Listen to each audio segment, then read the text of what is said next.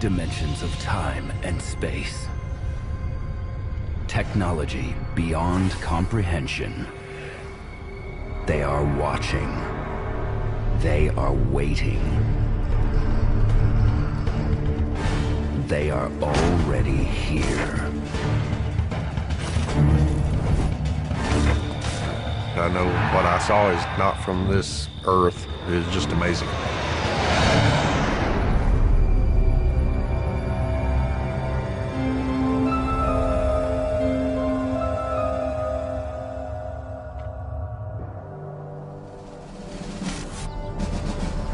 Deep in the heart of Texas, the small town of Stephenville is surrounded by wide open prairie, longhorn cattle, and big skies. On January 8th, 2008, local resident Steve Allen gets together with friends Mike Odom and Lance Jones to enjoy a clear, mild night. It had been a very harsh, cold winter. And I talked to my friend Mike on the phone earlier, and he says, come on over and we'll build a little campfire outside and sit out and enjoy the sky. And being a pilot, I look up at the skies quite a bit.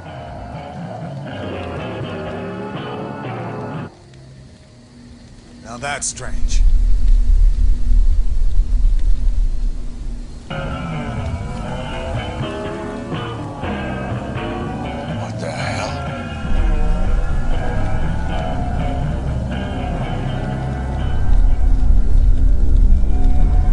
Steve? I was the one to first see it. Now check that out. I look towards the east and I see some lights coming at us at a very high rate of speed. Some very bright, intense lights. It looked like a magnesium flare. It's unlike anything that I had ever seen. What in the hell?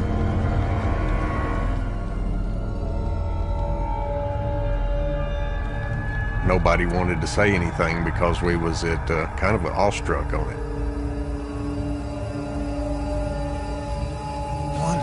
1, 2, 3, 4, 5, 6, 7. Being a pilot, first thing I thought of is what kind of airplane was it? I fly that area quite a bit and I'm familiar with how long it takes to get from point A to B. I estimated the speed to be in the several thousand miles an hour area. How something could move that fast and not even produce air noise going across the surface. No sound whatsoever. The lights come to a near-dead stop over Stephenville. I didn't know if it was a war of the worlds or what. And then the 7 lights reconfigured to a vertical shape. The light configuration in the rear was different. It had 7 lights in the rear, blinking at no particular time. They sat there for a moment or two, and then all of a sudden they burst into a flame. You see anything like that? I've never seen anything like that before in my life. The flame looked like it was like a white, kind of a dirty oxygen flame, and then it just simply disappeared. It didn't streak off or anything, it just disappeared. What the hell? I had never witnessed anything like this. Lance Jones jumped in his car and took off.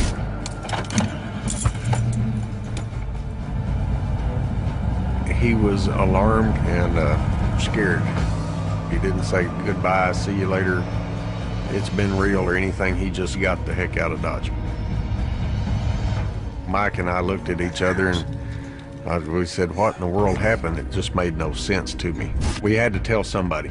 So we went into his house to tell his wife, Claudette, about what had happened. Claudette? Hey guys, you're back early. These lights came up there. We were at the camp. We saw them above the tree line. They took off. Claudette's reaction at first was disbelief, and that's when she says, oh, you guys, I'm going to call Lance. And we invited her, go ahead and call Lance, you know, to verify our story. Why Lance has more credibility than Mike and I do, I don't know.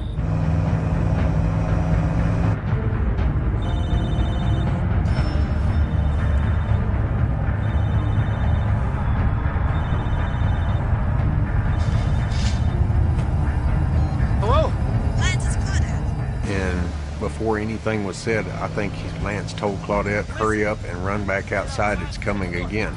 All right.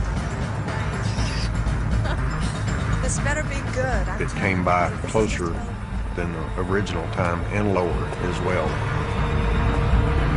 This thing was up close and personal. It wasn't something streaking out across the universe. It was close to us. And then all of a sudden, 2 F-16s came by. Full afterburner, had the flames hanging out the back of the jets in pursuit of it. We live in the close proximity of 3 different Air Force bases. We never get any F-16s in the area at that altitude, much less in pursuit of another aircraft. It seemed like it was kind of keeping them at bay, like it could control its speed far greater than they could.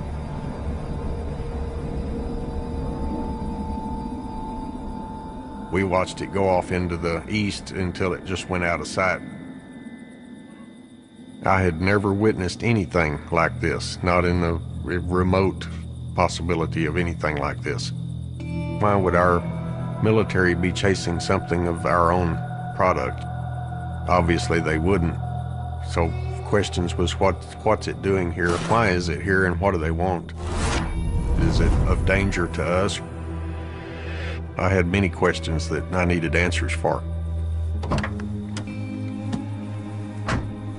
I told Mike and Claudette when I left that night we're going to get to the bottom of it, but I had an urgency to go home. My first feelings was if it's the end of times, I'd like to be at home and protect my house and my wife and be with loved ones. I was still trying to process all we had seen and get it straight in my mind.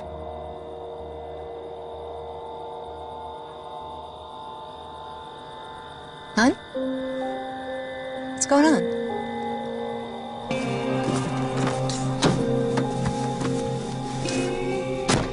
What's up? Me and the guys tonight, we saw some pretty strange lights in the sky. They were doing things I'd never seen anything do. A couple of jets went after them, but they couldn't catch them. My wife could see that I was visibly shaken and knew I had actually seen something. UFO? I don't know. She begged and pleaded with me to not tell anybody about it. Honey, look, you can't go around talking about UFOs, okay? What we saw was real, and I'm gonna find out exactly what it was. Well... She didn't want me to speak about it because she'd think people would think we was crazy.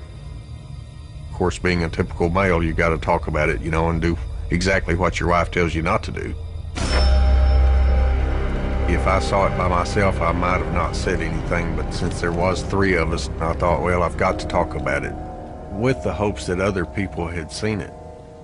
I got probably 30 minutes of sleep that night. I didn't sleep very much at all, trying to figure out what had happened to us. My first phone call the next morning was to the airport here in Stephenville, Texas. I'm a pilot, and those guys at the airport, they know who I am. They know I may be a lot of things, but I'm not a liar and don't make things up. So they took interest to what I might have seen. They called Fort Worth Tower, where the radar is actually located at, to see if there was anything unusual in the area. They did try to find out and get me some answers, but they found none. That seems terribly strange to me.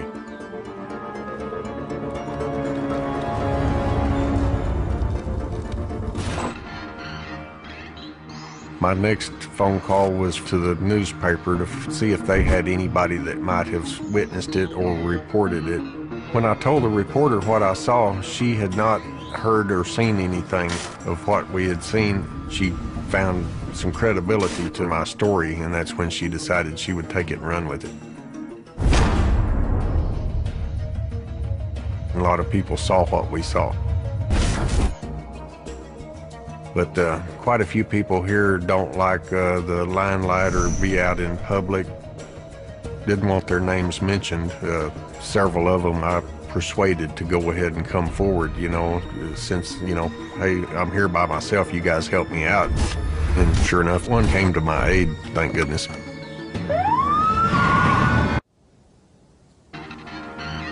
On the evening of January 8th, 2008, on the outskirts of Stephenville, Texas, Steve Allen and a group of friends observed military jets chasing a bizarre configuration of lights.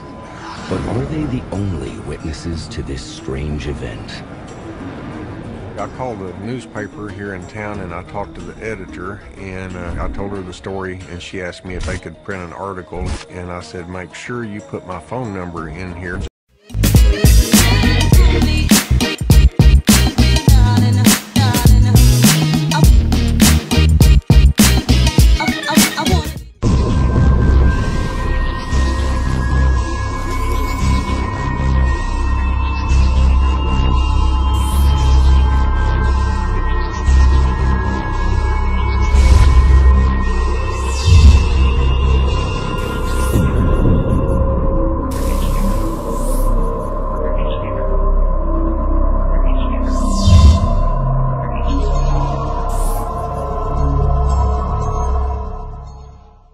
Just in case somebody else might have saw it, they can call me. I probably talked to at least 60 people the first day. I got all their names, their addresses, what they saw, when they saw it, tried to get as many details as I could. Also, I asked them, would you be willing to come forward? Most are reluctant to go public, but local county constable Leroy Gayton steps up. I've been in law enforcement for going on 20 years now. I am a constable, and I'm elected by the people. I have a lot of credibility online here.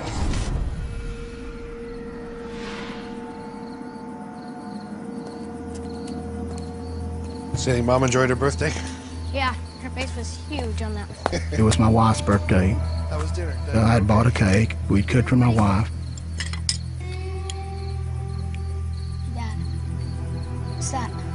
It was then when my boy pointed up to the sky, and he said, Dad, he said, look at those lights.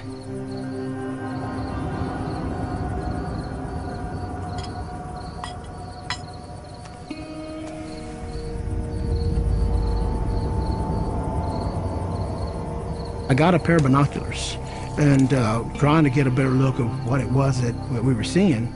And I couldn't make anything out other than these bright, bluish, fluorescent-looking lights. During this whole time, I'm trying to watch them, and my boy's, you know, he's a 10-year-old, he's asking me questions. Dad, is that a flying saucer? What is that, Dad? You know, what are they doing?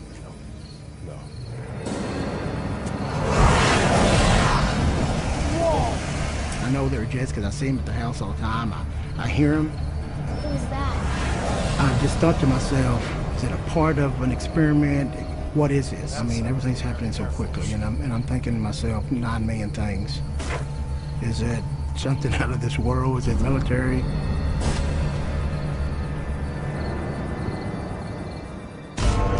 The local newspaper follows up on the story and contacts the Air Force. They reported that they did not have any aircraft in the area and nothing was going on. I found it quite alarming. You know, I know what an F-16 looks like. They flat out denied that they had military planes that night. And I knew for a fact that there was at least 2 that night because I saw them.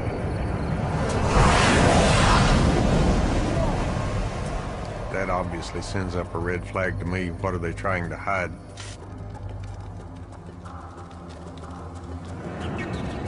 I was in a quest for the truth. Whatever it took, whether it was to make a commotion with the media or the public or whatever, we was willing to do it.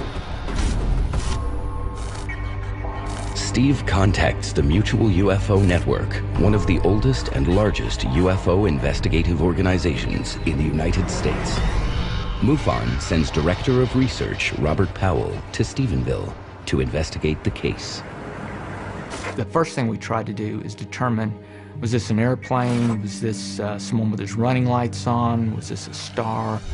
Which has nothing to do with whether we're talking about little green men or little gray guys. We're talking about an event, an unidentified flying object that no one knows what it is, but as a scientist, you must investigate it. Within days, the investigation turns up 17 witnesses to corroborate Steve Allen's story. Elected officials, other businessmen, law enforcement officers, a lot of different witnesses. What really made Stephenville such a unique UFO event was that not only did you have 17 witnesses, you had witnesses who saw at different times over a 3.5-hour period and over varied locations. So this wasn't a case of a one single instance. That was extraordinary.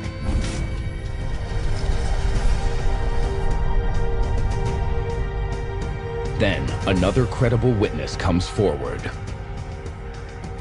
to challenge the military's claim that nothing unusual was flying in the Stephenville skies on the night of January 8th, 2008. The U.S. military denies dispatching F-16s over Stephenville, Texas on the night of January 8th, 2008. But Constable Leroy Gaydon and local pilot Steve Allen witnessed fighter jets chasing an unknown object, and they're not alone. We had 17 witnesses who came to tell us about what happened. Quite a few people did come forward as unlike anything this town or this area had ever seen.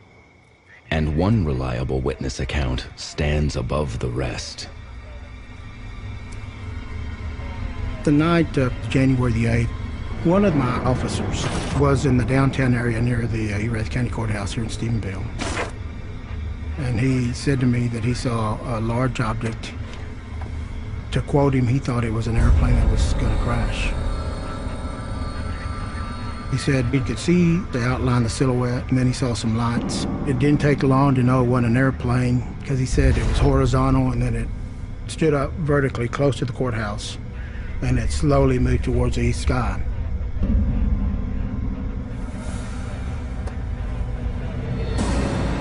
He pointed his radar in that direction.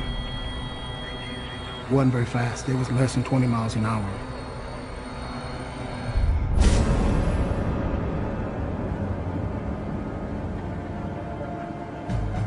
From my experience of flying, I keep up with the latest technology in the aircraft industry, what their capabilities are. Of course, the government has the best of everything, and it's pretty well known what's produced and what they have. They may have a secret. I don't think they have one of these, though. Aerospace engineer Dr. Wallace Fowler studies spacecraft design and flight testing. I have in the past held security clearances, and I'm not about to say things that I shouldn't be saying about things that I knew about back then. But I am sure that there are things out there that the military is doing that they're not telling us about. The SR-71, for example, was an unknown thing for years. The F-117 was unknown for years. Well, there were these strange sightings of this strange airplane out in the Nevada desert. You know, probably somebody thought that was an alien spaceship, the way that thing looked. I knew it was some events that we'd never witnessed before. You didn't have to be a pilot. A first grader could have told you what they saw with good accuracy. Dozens of people in a North Texas town claim to have seen a UFO, and now it's getting worldwide attention. More and more witnesses continue to go public. We're approaching 100 people probably that have, seen something in regard to this UFO. Many credible witnesses and sightings, they all reporting it in the same area. The multiple reports set off a media frenzy. Numerous people witnessed what they say were mysterious lights in the sky in the Erath County town of Stephenville. And under the glare of the media, the military releases some new information. The military finally released a report saying that they did in fact have 10 F-16s in the area.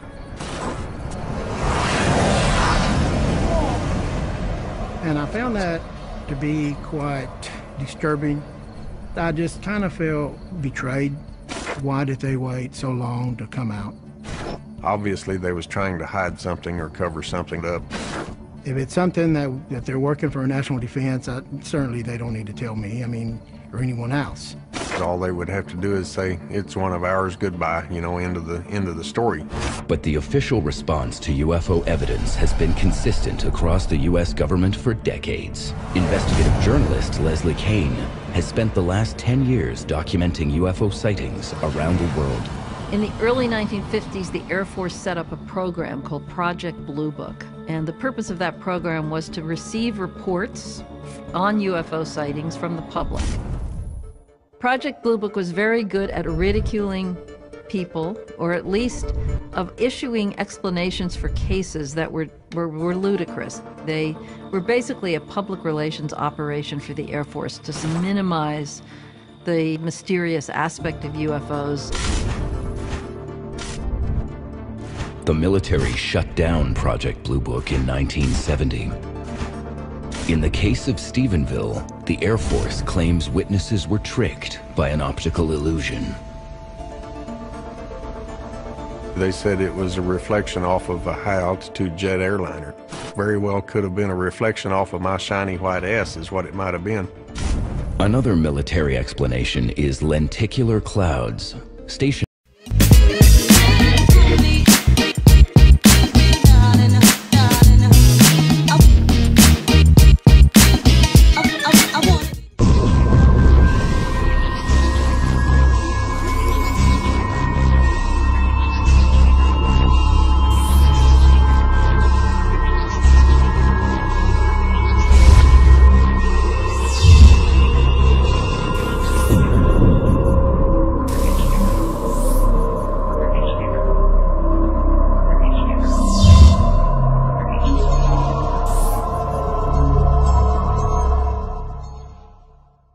lens-shaped clouds that form at high altitude.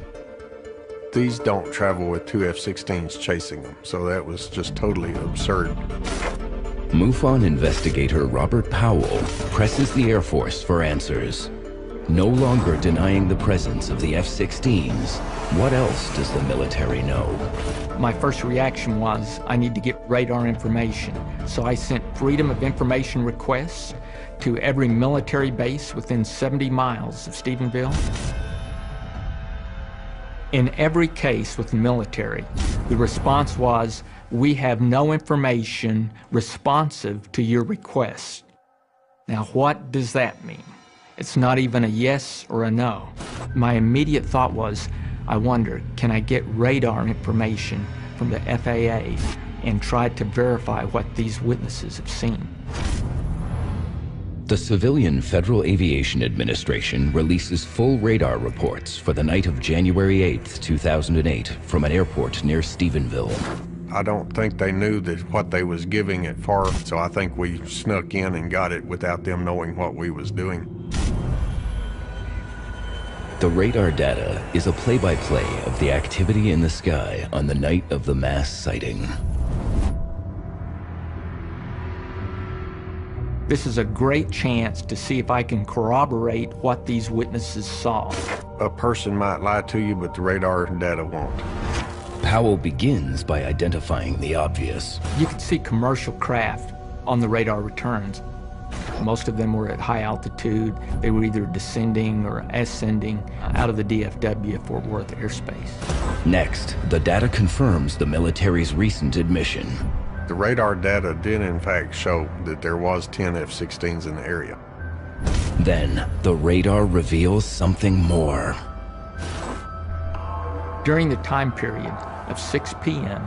to 9:30 p.m., we picked up a total of 3 unusual objects that moved through the Stephenville area without transponders. Powell knows the U.S. government requires all aircraft to use transponders. The transponder is very similar to a GPS system, and it's basically just a radio signal going back to the radar station. And all 3 of those objects did not have a transponder, and all 3 were objects in the same area as the witnesses. And then, the data uncovers a possible target. Commander, I think you should look at this.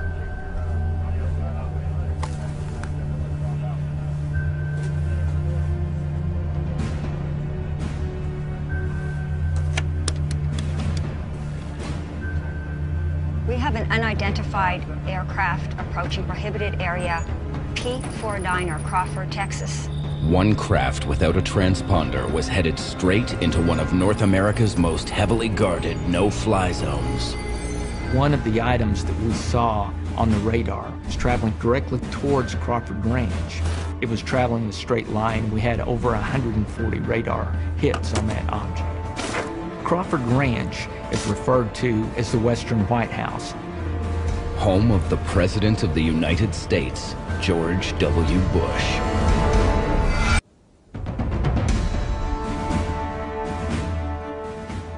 On the same night, witnesses report seeing a UFO fly over Stephenville, Texas. Radar data reveals 10 F-16 fighter jets and a mysterious craft bearing down on the no-fly zone over Crawford Ranch. Crawford Ranch is where George W. Bush, our ex-president, lives. It's east of here, about 60 miles. There's a no-fly zone of 3 miles in every direction around it, even if the president is not there. To break that no-fly zone is a serious offense. This would be the ultimate national security compromise. If a pilot flies through that area, they'll either force you down or they'll shoot you down. This object that's moving towards the Western White House, and we have F-16s within 30, 35 miles of where this unknown object is, but on radar you can see that none of the F-16s react. And as this object descends, suddenly it just moves perpendicular at a high rate of speed, and in 1 to 2 seconds it's gone.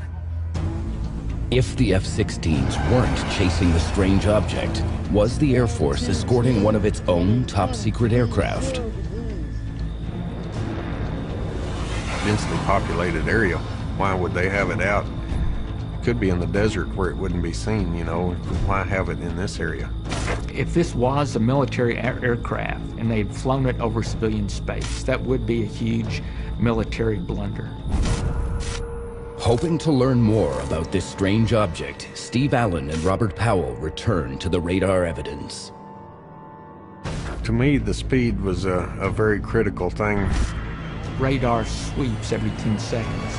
So once I know where this object is here, where it's at 10 seconds later, 10 seconds later, it's just a question of doing some quick math to calculate how far did it move over the course of 10 to 20 seconds.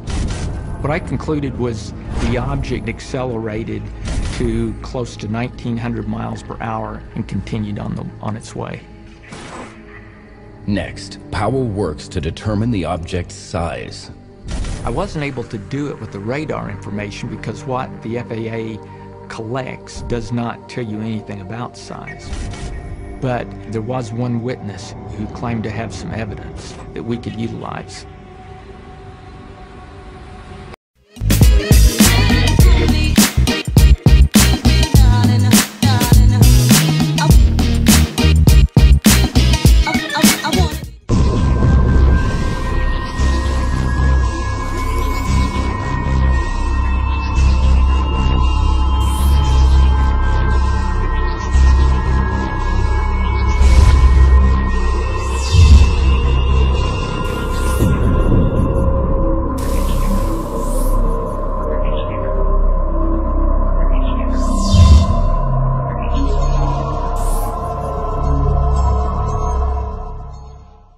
After my story went public, I had another officer that works with us that I've known all my life.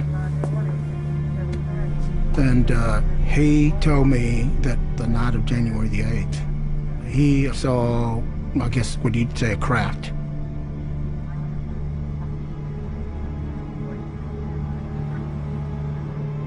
He said it was floating near the ground. He said it was very long, very thin, and it had a hub, a bubble. He said it was very large.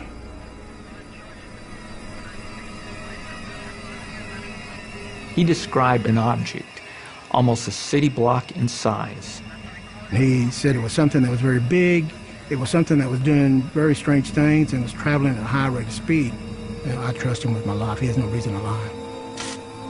I tried to analyze the size of this craft through multiple witnesses, and I would take the witnesses' visual description, and then I would look at where the object was based on the radar information. And based on that, I could estimate a size of the object using trigonometry. The minimum size of this object was at least 1/8 of a mile to 1/4 of a mile in size. Think about something the size, with a radius of 2 football fields. You take a football field on one end and spin it around one goalpost, and then you've got something about that size. The question is, are there man-made aircraft with such amazing characteristics? The SR-71 flew 2,100 miles an hour. So the SR-71 is totally capable of reaching that kind of speeds. The X-15 flew 6,000 miles an hour. The space shuttle flew 17,500 miles an hour or faster. So there are vehicles that we have built that can fly a lot faster than that. But in order to do what has been reported, a vehicle would have to have, number one, a lot of power.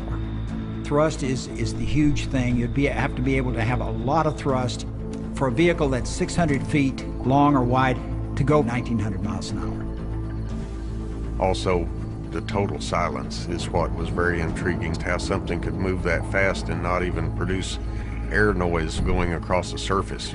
It was just totally silent where we was at. When a vehicle gets up to the speed of sound, Mach 1, what happens is a shock wave forms at the bow of the vehicle, and this shock wave is perceived by us humans as a sonic boom.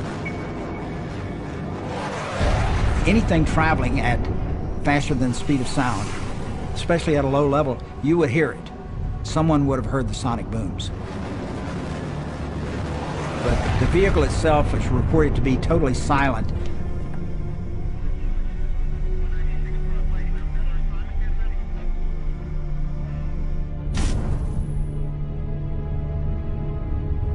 Professor of Physics and Astronomy John Willis studies the vast distances of outer space. If you had this imaginary spaceship that could travel close to the speed of light, it would take you 4 years to get to the nearest stars. If you were traveling at the much lower speeds that we can achieve with rockets on Earth, you would be looking at many thousands of years. It's possible, but it would take many times longer than a single human generation. As a human race, we haven't yet thought about the challenge of taking that amount of time to transport humans across that kind of distance.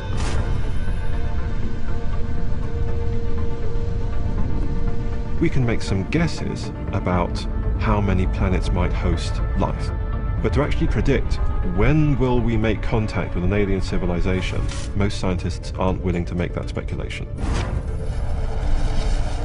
I feel like whatever we saw is not from this Earth due to the fact of its flight capability, is the speed it was traveling, it being able to fly silently.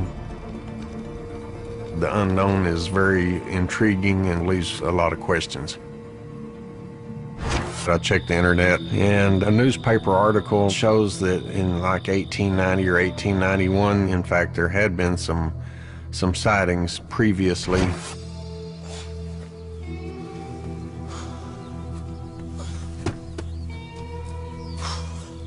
There was a gentleman near the cotton compress over there that had witnessed a flying object of some sort.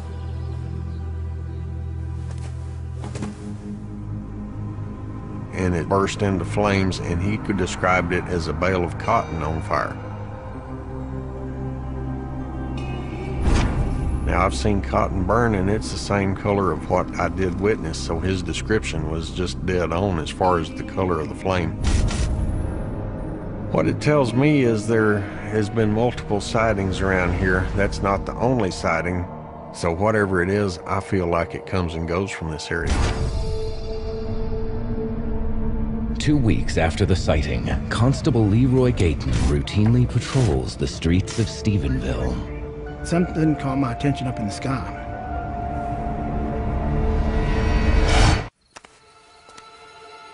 witness count continues to rise, and over 100 people report seeing an unidentified flying object in the Stephenville skies on January 8th, 2008. FAA radar confirms the presence of 10 F-16 jets and a massive object in the area that night. But the military denies any knowledge of the mysterious craft. Then, 2 weeks after the mass sighting, Constable Leroy Gayton responds to a suspicious call in downtown Stephenville.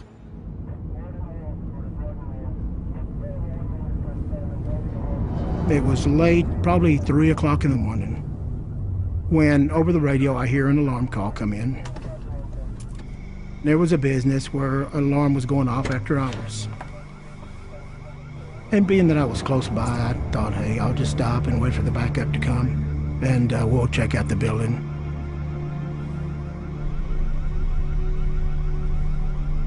Something caught my attention up in the sky.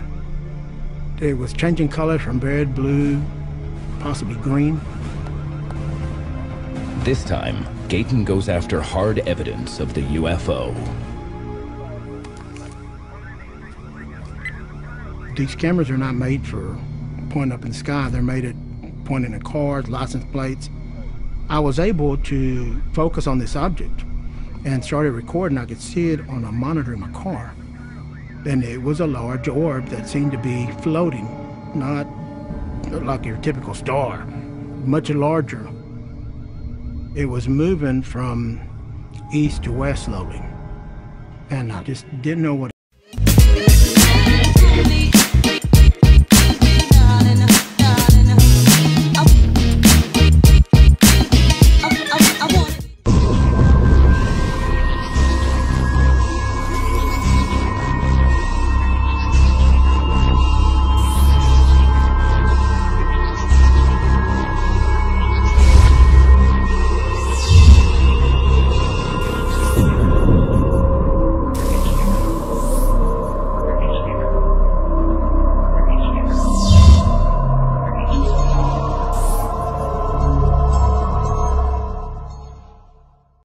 It looked to be somewhat pulsating. It appeared to be almost hollow. But I sit there and I videotaped it for 15, 20 minutes.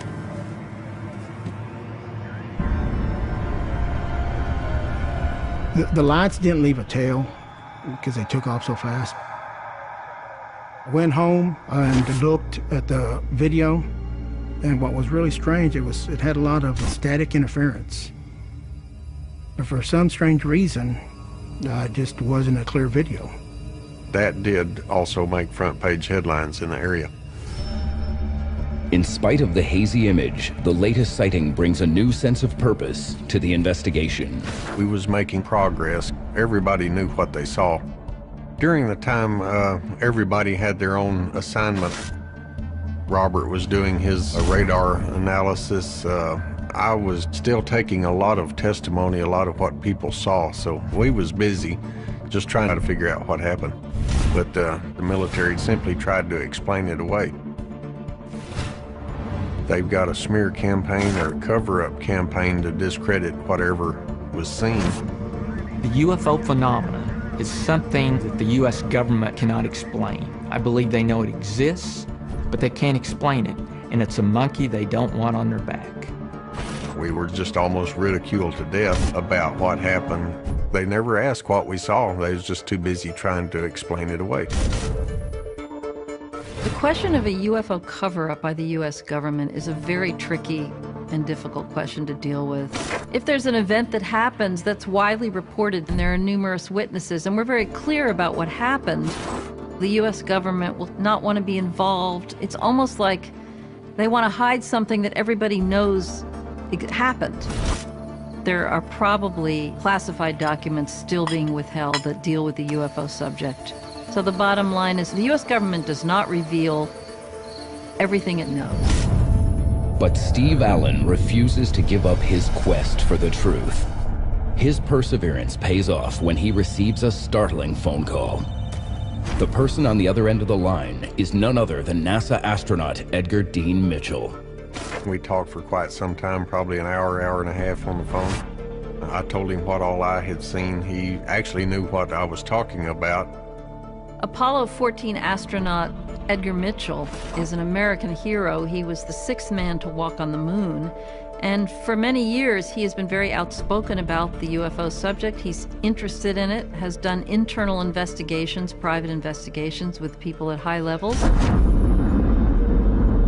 He had quite a few interesting stories to tell me about what NASA wants them to say and what they don't want them to say. He relayed some facts about Buzz Aldrin being the first people on the moon, that something had landed within a mile of Buzz. He told Houston about it.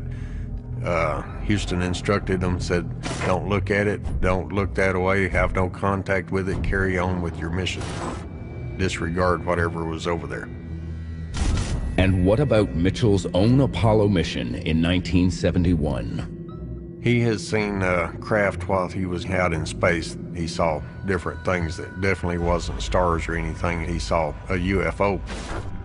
Dr. Mitchell is very credible. NASA doesn't control him anymore, nor the government, you know, so he really doesn't give a darn. He'll just tell you what he saw, you know. I feel like whatever he says is the truth. I knew what my story was. That was the most important thing. The big surprise was later on is when the report came out and then what it contained. The radar data did in fact show something unlike anything that I had ever seen. Total surprise, a shock actually. Since Steve Allen first reported seeing a UFO over Stephenville, Texas on the night of January 8th, 2008, more than 100 witnesses come forward to corroborate his account. But the question remains, what was in the sky that night? After months of compiling eyewitness testimony and analyzing radar returns, both the data and the witness accounts reveal a crucial anomaly. The speed was a very critical thing. Very important that something this large can fly at that speed and come to a stop, go back the other way, and over-accelerate two F-16s. Very unusual.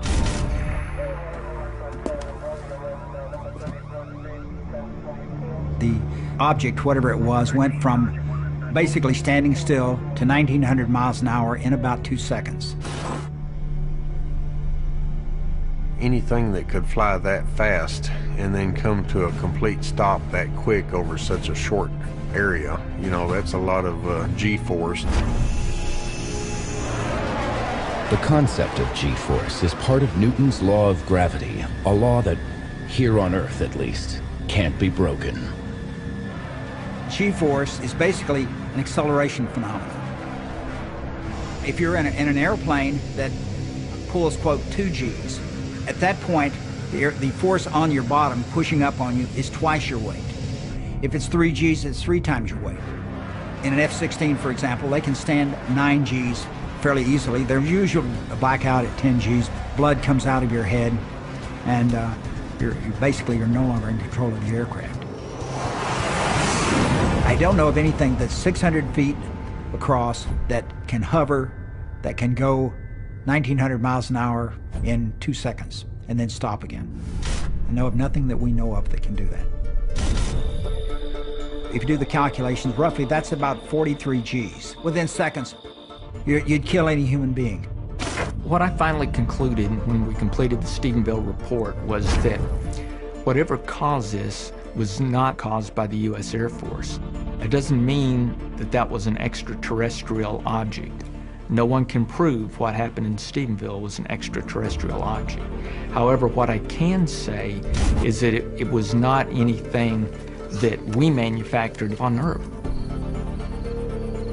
When the report came out, I felt good about it. It did tell exactly what we saw, you know. Exact location, exact times, everything was there.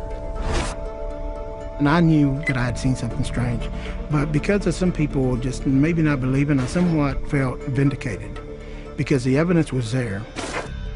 we ran our analysis by 3 different FAA air traffic controllers. We asked them, please look at this, can you find an error in the report? And none of those 3 could find an error in our report. As it turns out, Powell's report may have been too good. Taking a cue from the U.S. military, the FAA tightens their policy surrounding access to radar data information. After our Stephenville report, the next time I requested radar information from the FAA using the Freedom of Information Act request, they refused to give me the same type of radar information, stating that they felt it was a threat to the national airspace for me to have that information. They may have accidentally sent us all that data, and we compiled it, and sure enough, there it was. It substantiated what we saw.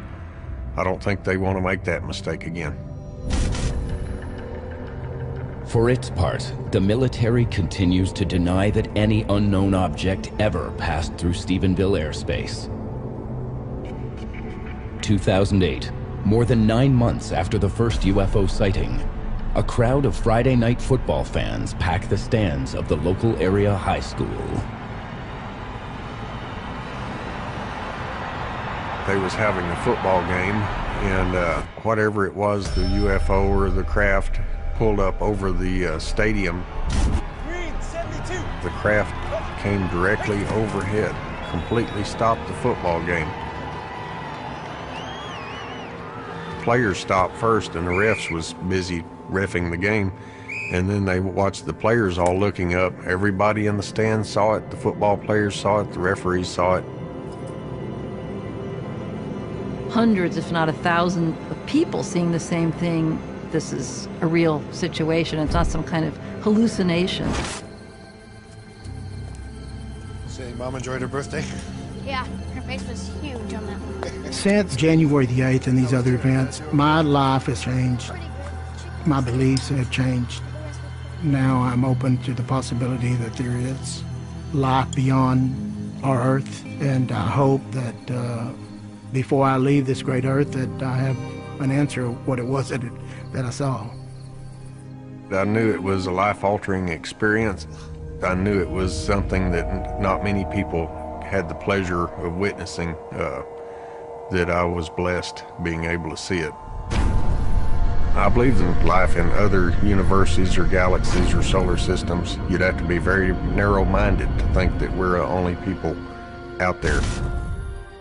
Steve Allen's quest for the truth isn't over. I sincerely hope I get to see it again. I want to know what it is. I look up at the skies quite a bit now.